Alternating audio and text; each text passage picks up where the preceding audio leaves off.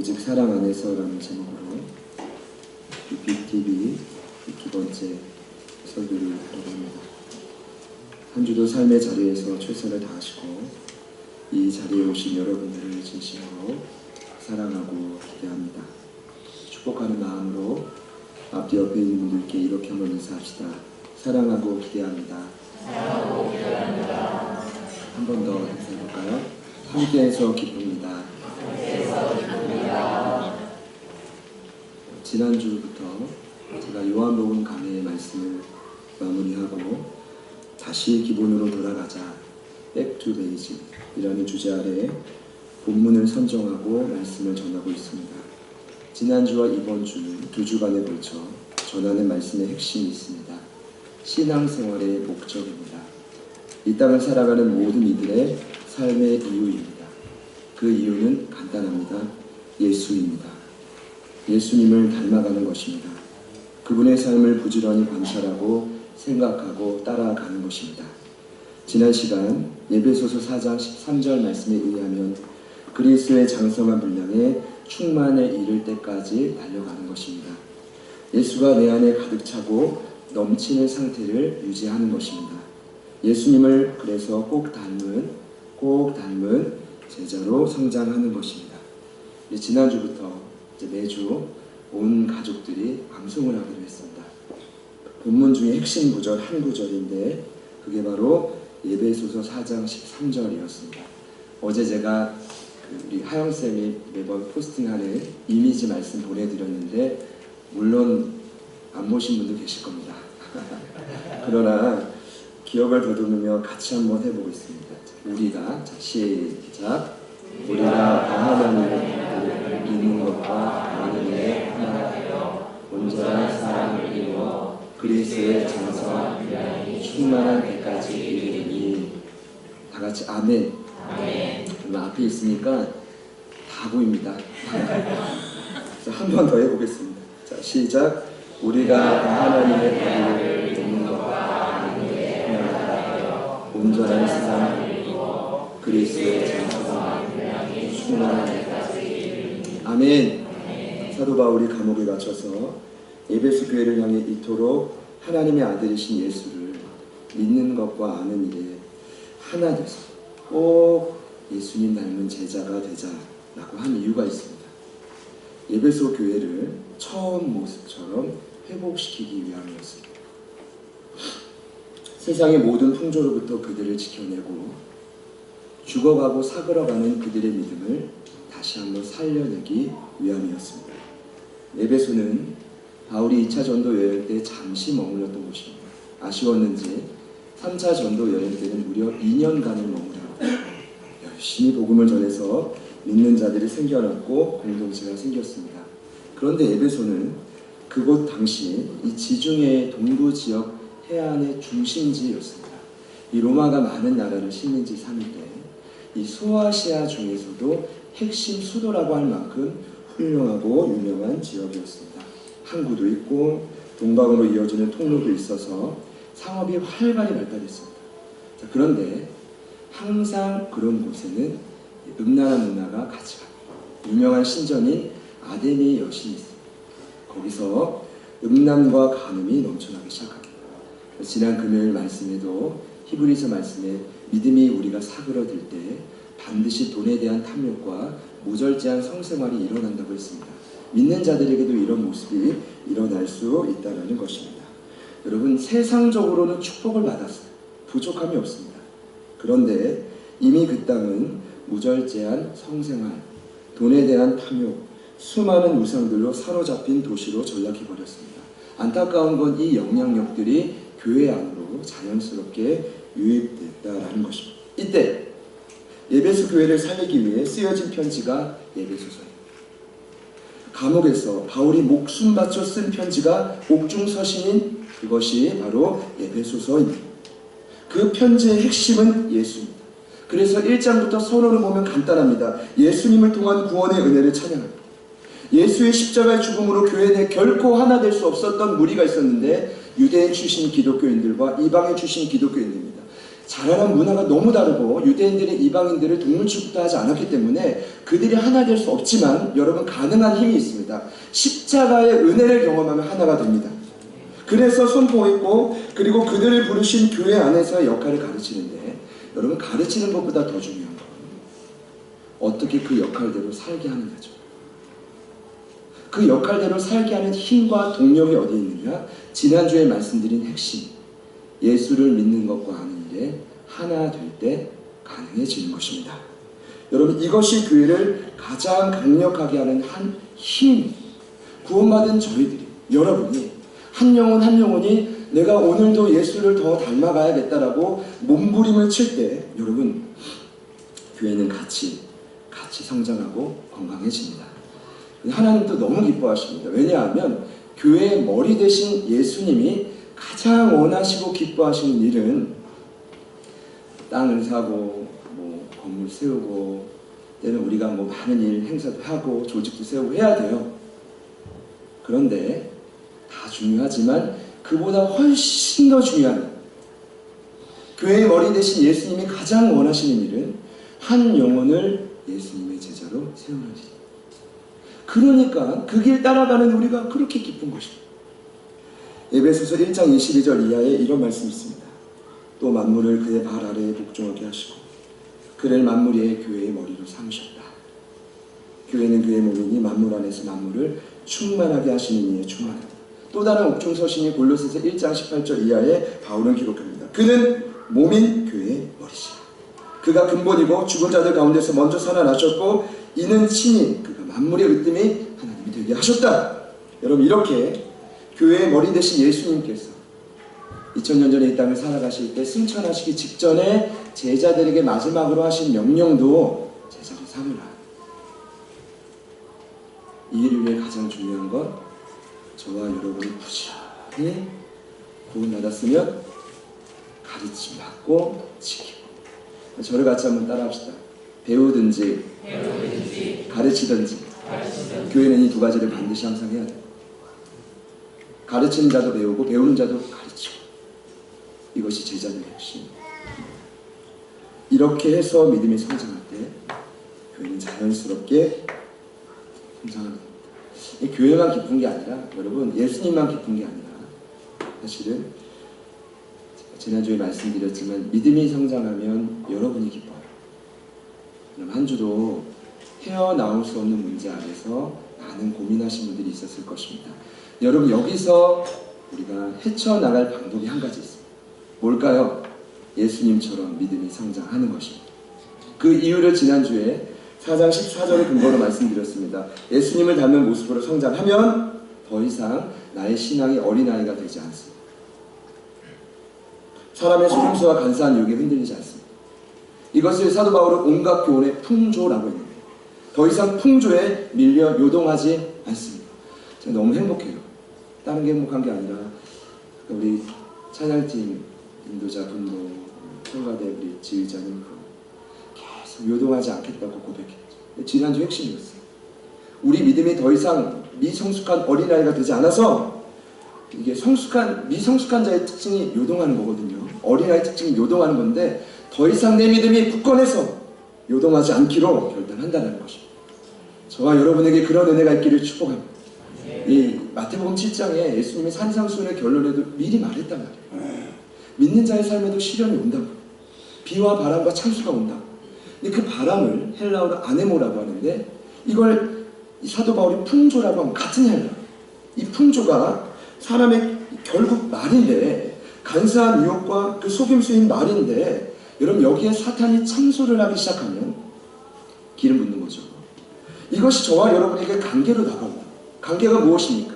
지난주에 말씀드렸지만 저와 여러분의 삶의 길목에 뿌려놓은 모든 장애물이 관계. 이 관계로부터 저와 여러분을 지켜낼 수 있는 방법은 유일하다. 한 가지밖에 없다. 지금보다 더 예수를 깊이 의지하고 알아가는 것밖에 없다고.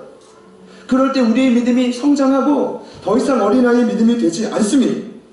여러분 이 같은 사단의 공격 앞에 세상의 공격 앞에 저와 여러분 우리 교회를 지킬 수 있는 방법 유일한 길 최선의 길은 한 가지입니다. 나의 믿음이 예수님과 같이 성장하는 것입니다. 혼자만 아니라 같이 하는 것입니다. 같이 하는 것입니다. 그래서 사도 바울이 고백한 것입니다.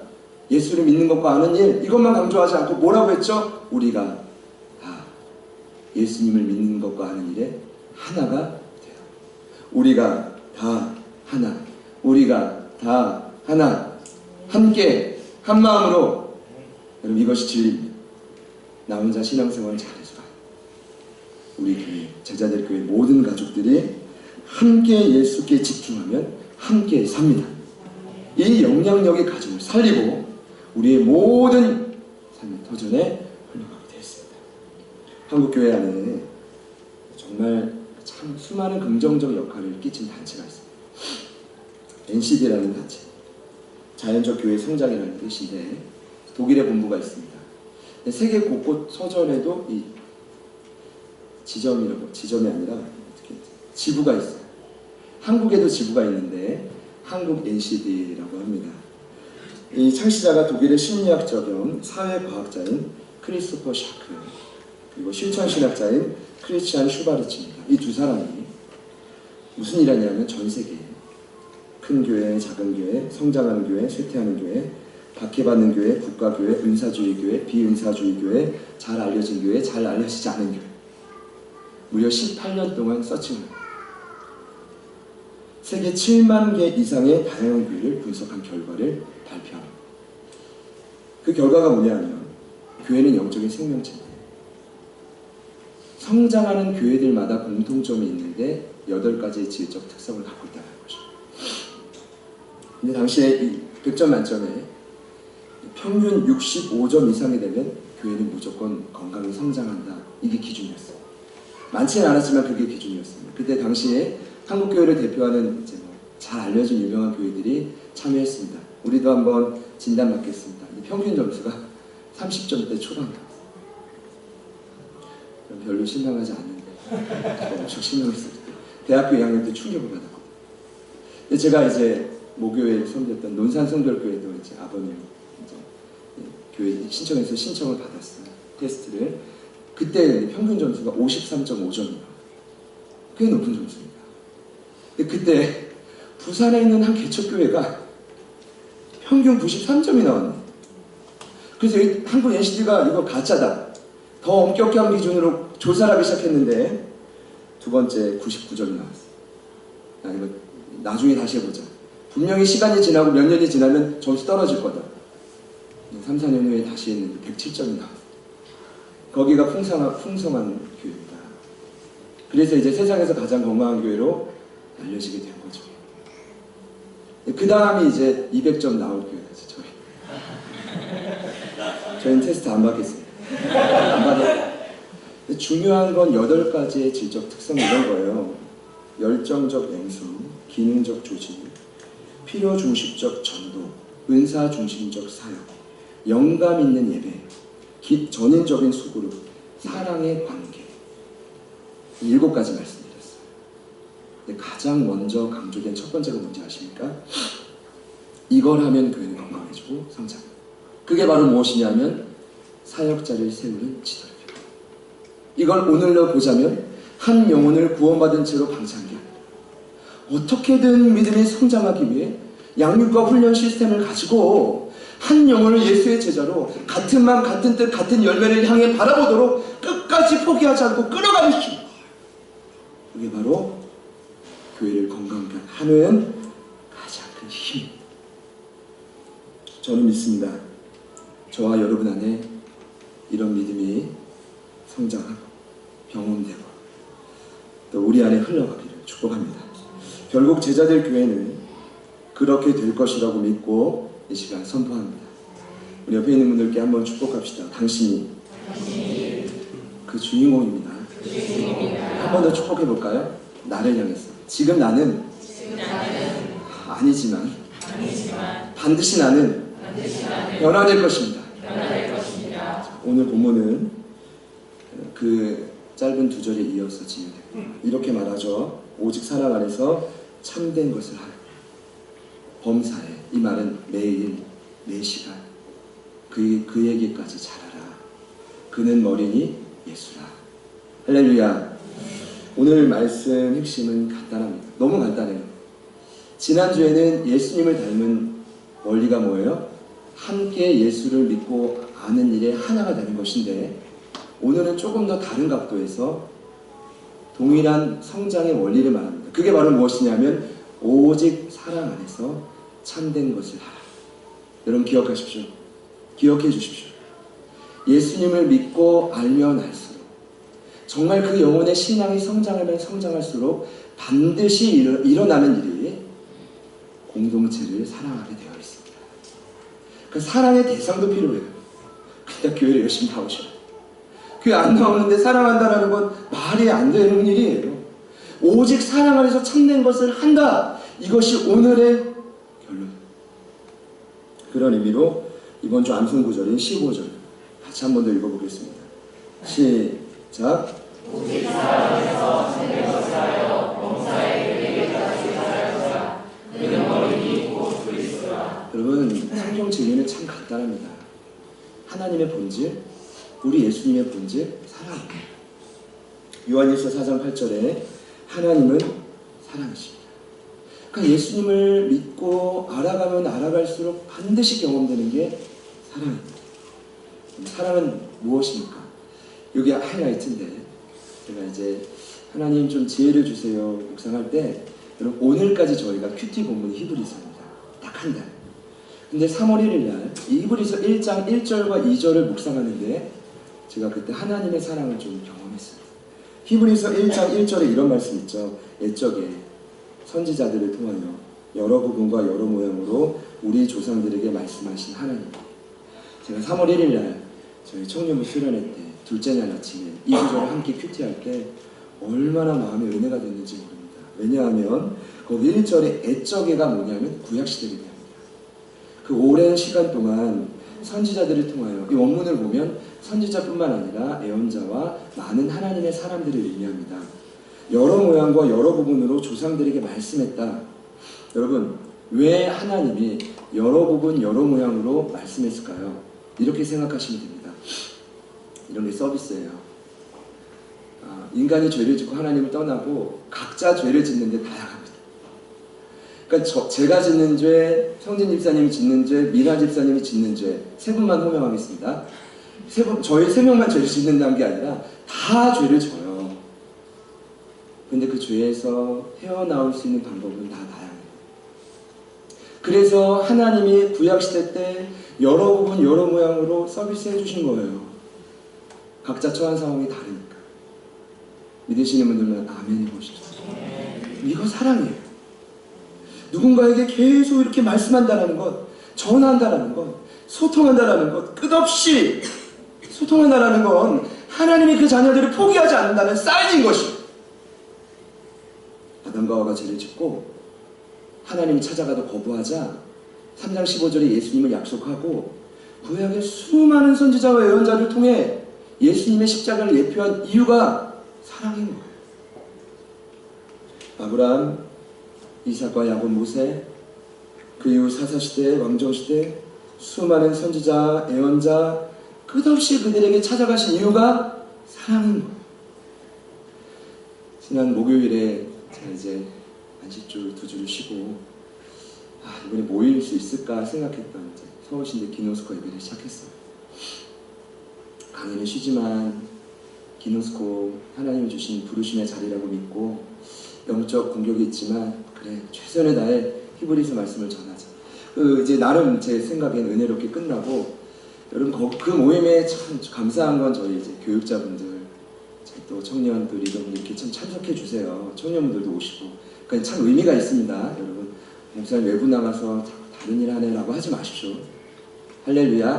네. 한국교회도 같이 살아야죠. 그래서 제가 은혜 받고 나서 우리 나래 간사님께 너무 좋아서 이제 요 앞에 우리 이디야에서 모이자. 함께 오늘 받은 은혜도 좀 교제하자. 갑자기 우리 간사님 동공이 흔들려요.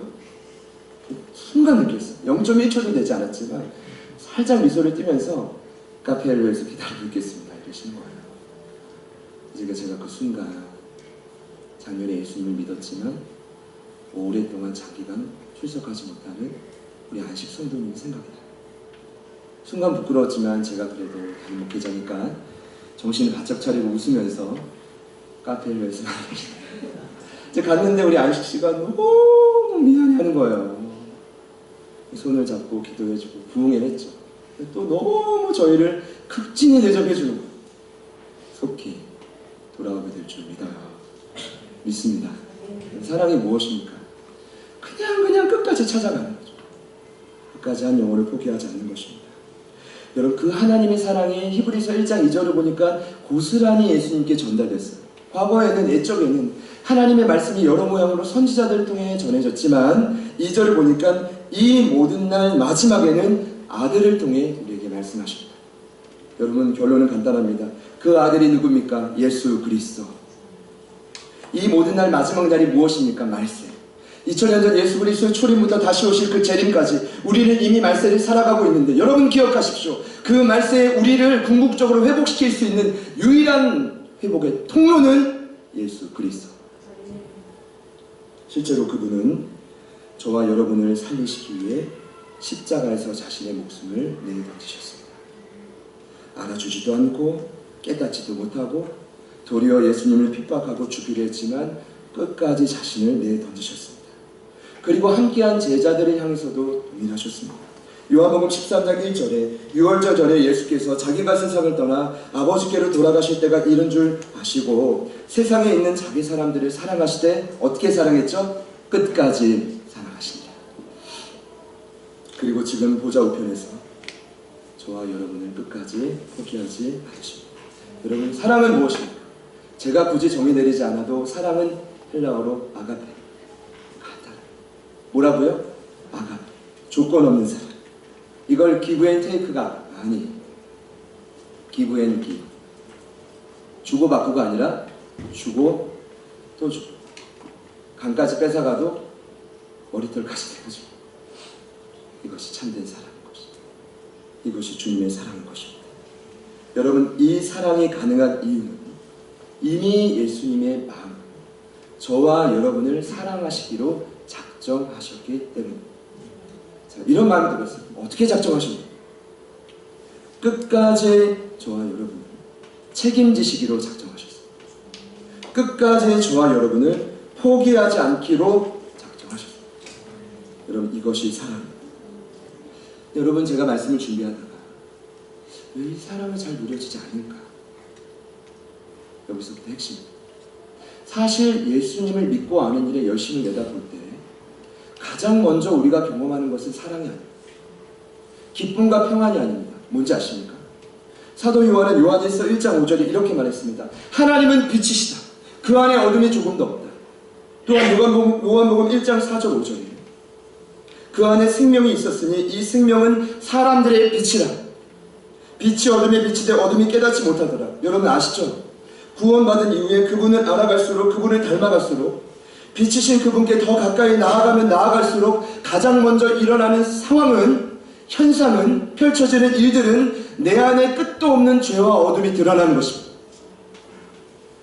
정작 당사자, 그래서 제대로 예수님을 믿는 당사자는 반드시 낙심과 좌절을 경험하게 되어 있습니다. 이게 정상입니다. 때로는 내가 진짜 이것밖에 안 되나? 거기에 그 틈을 사탄이 노려서 한번 참소하죠. 그럼 어떻게 되는지 아십니까? 난 예수합니다. 기독교를 떠나고, 떠날 때는 뭔가 이유를 찾고 그렇게 돼요. 참 어렵지만 이런 일들이 우리 안에 여러 요인이 있지만 일어날 수가 있다는 것입니다. 잘 보세요. 그래서 위대한 사도 바울이 로마서 7장 23절 이하에 이런 고백을 합니다. 내 지체, 내 몸 안에 한 다른 법이 내 마음의 법과 싸우고 있다. 그것은 죄의 법인데 그 죄의 법이 내 마음의 법보다 더 세서 나를 사로잡고 있다. 오호라, 나는 곤고한 사람이로다. 이 사망의 몸에서 누가 나를 건져내랴. 그러나 우리 주 예수 그리스도로 말미암아 하나님께 감사합니다. 여러분, 왜 감사해요? 왜 감사하죠? 그 곤고한 내 형편과 상황에서, 낙심하고 좌절하고 낭망한 그 형편에서 나를 건져내줄 분이 예수밖에 없기 때문에 그분께 감사하는 것이지 그냥 무작정 감사한 게 아니다라는 것입니다. 여러분, 이 고백이 우리의 고백이 되기를 간절히 소망합니다. 여러분, 바울사도가 괜히 스스로를 죄인 중에 괴수라, 겸손한 표현이 아니라 실제 그가 최고의 학문에서 최고의 율법을 자랑할 게 너무 많았지만 모든 것을 배설물로 여기고 유일하게 한 가지 자랑했습니다. 그게 뭔지 아세요? 나는 날마다 죄진이다. 그래서 나는 날마다 십자가의 죄사함의 은혜가 필요하다. 같이 한번 따라해 보십시오. 나는 날마다 죄짓는다. 그래서 나는 십자가의 죄사함의 은혜가 날마다 필요하다. 여러분, 옆에 또는 가정에서, 우리 공동체에서 제 바람은 이런 예수님을 자랑하기를 소망합니다. 여러분, 제대로 예수님 믿잖아요.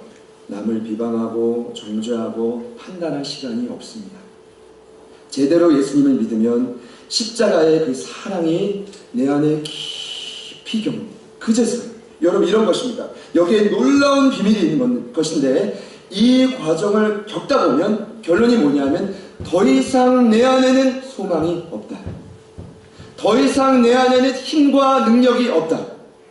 자, 그렇기에 정말 내 삶에는 십자가의 그 은혜와 사랑이 깊이 경험되어야만 한다. 오늘 하루를 살아가는 힘이 내 안에 없습니다. 여러분 안에 없습니다.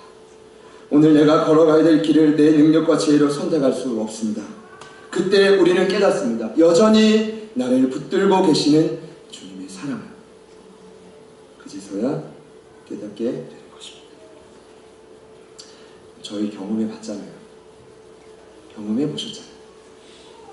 구원받은 이후에도 앞이 보이지 않고 끝도 없는 막막함 속에 있지만 여전히 예수님을, 여전히 그분이 나를 붙들고 있는 것을 경험해 보셨잖아요. 아무리 어둠 속 암흑을 내가 걸어도 여전히 나를 홀로 지켜보시는 분이 있다는 것, 그분이 예수님이다라는 것 여러분 경험해 보셨잖아요. 사도 바울은 결국 고백합니다. 내가 확신하는 사망이나 생명이나 천사들이나 권세의 자들이나 현재이나 능력이나 높음이나 기쁨이나 다른 어떤 피조물이나 나를 우리 주 그리스도 예수 안에 있는 사랑에서 끊을 수 없다. 제가 오늘 그 전도훈련을 준비하면서 저희 교회도 행복축제가 있고 이제 교단 선교사 훈련원에서도 이제 훈련해야 되는데 전도 방법에는 여러 가지가 있어요. 전도 복팔도 있고 사랑리도 있는데 이번에 제가 새롭게 도입하려고 하는 게 백지 전도. 그냥 조금 시각 효과를 줘. 종이 하나만 있고 펜 하나만 있으면 아주 효율적으로 복음을 전할 수 있는데 영접한 그 피전도자들에게 이렇게 구원의 확신을 소개하는 동전 비유가 있습니다. 동전이 하나 있어요. 선생님, 이 동전은 하나님이 선생님에게 주신 영생의 선물을 위한, 그러면서 그 여러분이 이제 앞으로 전도할 선생님의 손에 동전을 놓고 꽉 잡아주세요. 빈틈없게. 그래야 이제 동전이 안 빠져요. 선생님 구원 받으셨지만 시간이 지나면 반드시 시련과 고난과 유혹이 찾아옵니다. 선생님 손을 한번 펴보세요. 그럼 그게 필 거 아니에요. 흔들어 보세요. 그분이 막 흔들 거예요. 센 분들은 세게 흔들 수 있어요. 그때 여러분 손을 꽉 잡아요. 동전 떨어지면 안 돼요. 선생님, 동전이 어디 있죠? 대답하겠죠. 제 손에 있는데요. 맞아요. 하나님이 선생님에게 주신 구원의 영생의 선물은 이와 같다. 구원받은 이후에 아무리 힘들고 어려워 선생님이 주님을 배교하고 떠나고 흔들리고 넘어져도 하나님은 선생님의 손을 놓지 않아요. 하나님의 사랑입니다. 결론이 이렇게 맺고 싶어요. 요한일서 3장 16절을 보면 사도 요한이 말하죠. 그가 우리를 위해 목숨을 버렸다. 그러니 너도 형제를 위해 목숨을 버려라. 여러분, 어떨 때 교회가 사랑하는지 아십니까? 어떨 때 교회가 사랑 안에서 스스로 세워지는지 아십니까? 결론을 말합니다. 어떨 때 교회가 스스로 세워지는지 아십니까? 어떨 때 여기 기록된 16절 말씀처럼 교회는 머리 대신 예수님을 통해 온몸이 가진 각마디를 통하여 도움을 받고 연결되고 결합되고 각 지체의 분량들이 역사하는지 아십니까? 머리 대신 예수님을 통해 사랑의 본질이신 그분을 통해 그 은혜가 모든 근육과 세포로 흘러갈 때 가능한 것입니다. 교회를 몸으로 비유하고 있습니다. 제가 이제 새가족을 하는데 우리 새가족 중에 박근호 성도님이 본인은 손톱이 되고 싶다. 충격을 받았어요. 처음 나오는데. 왜 손톱이냐고 했더니 작지만 없으면 너무 아픈 존재가 되고 싶어요. 제가 눈물이 날 거예요. 이제 우리 또 서아 어머니 효정 성도님은 귀가 되고 싶어요.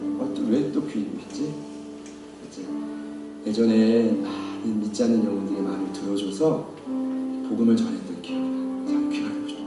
할렐루야. 저는 뭐가 되고 싶었어요? 아직도 기억납니다. 은영 집사님 허파. 각자 역할들이 있는 거예요. 여러분, 인간이 보통 근육이 600개라고 세포가 60조라고 하는데 우리가 공동체가 세워지면 세워질수록 공동체를 살리는 힘이 어디냐고요. 머리 대신 예수님께 있고 예수님으로부터 그 사랑이 흘러올 때 그 힘으로 우리는 스스로 세워져 가는 거예요. 스스로 세워져 가는 거예요. 그 사랑이 예수님으로부터 저희에게 누려지기를 소망합니다. 오늘 예수님이 저희들에게 깊이 찾아오시기를 소망합니다. 그래서 부디 저희들을 그분의 변함없는 사랑으로, 내 안에는 소망과 내 안에는 기대가 없지만 십자가의 그 사랑으로 주님 다시 한번 나를 살려주십시오. 그분의 힘으로 서고 가고 걷고 그 예수의 사랑 안에서 보고 누리고 살고, 여러분, 이 역사가 일어날 때 우리는 이 지역을 변화시키고 온 열방과 세계를 바꾸는 제자들 교회로 변화될 것입니다. 그 비전을 우리에게 주셨습니다. 반드시 하나님이 일꾼을 보내실 것이고 믿지 않는 영혼들을 구원하실 것이고 이 자리가 차고 넘치게 할 것이고 이 지역뿐만 아니라 우리가 속해 있는 모든 지역이 살아나는 역사가 일어나게 될 것입니다. 단 머리 대신 예수님을 통해 사랑이 지속해서 흘러옵니다. 감사해요. 4년 동안 이 사랑을 흘려내 보내주셔서 감사해요. 그 앞으로가 더 기대가 됩니다. 기대하는 마음으로 말씀을 기억하고 함께 좀 찬양했으면 좋겠는데 먼저 찬양을 듣고 함께 고백합시다.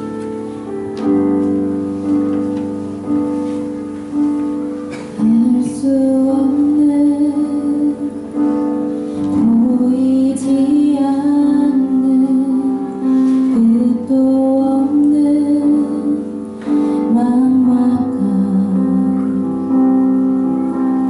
디딜 곳도 머물 곳도 쉴 곳도 없는 삶, 이 어둠 속 암흑 한가운데를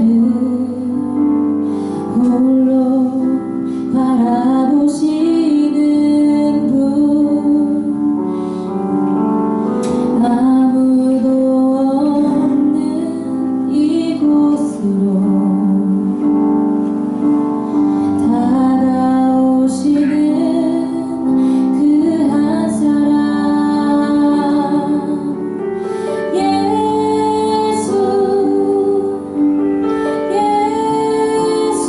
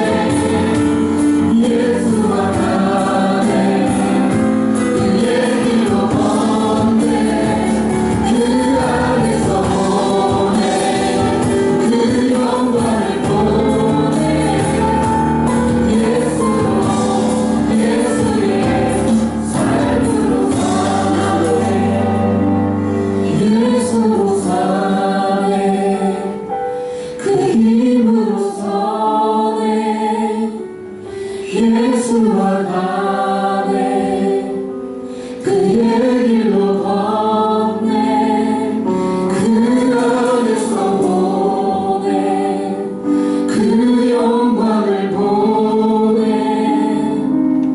예수로 예수의 삶으로 사네. 사랑하는 예수님을 믿고 알아가서 때로 원치 않는 수많은 고난 앞에 좌절하고 낙심하고 때로는 유동하고 흔들린 영혼들이 곳에 있습니다. 주님, 우리가 어찌할지 몰라 그 막막함 속에 그 암흑 한가운데서 헤어나오지 못하고 있습니다. 그러나 우리가 할 수 있는 것은 예수님을 바라보는 것입니다. 그리고 그분의 사랑을 구하는 것입니다. 그리고 당신의 은혜로 다시 한번 새로워지는 것입니다. 그 힘으로 다시 한번 서고 걷고 가고 다시 한번 주님 안에서 그 모든 영광을 바라보며 살아가는 것입니다. 이 시간 함께 기도합시다. 우리의 고통과 아픔은 나조차도 다 감당할 수 없지만 예수님, 그 머리 대신 예수님의 넘치는 사랑으로 나를 새롭게 하여 주십시오. 나에게 다시 한번 생과 능력을 부어 주십시오. 그리고 주님이 원하시는 계획과 뜻대로 다시 한번 세상을 향해 담대히 전진할 수 있는 우리가 되게 하여 주십시오. 우리 다 같이 주님 이름 한번 부르신 은혜 간절히 기도하며 나아갑시다. 주님,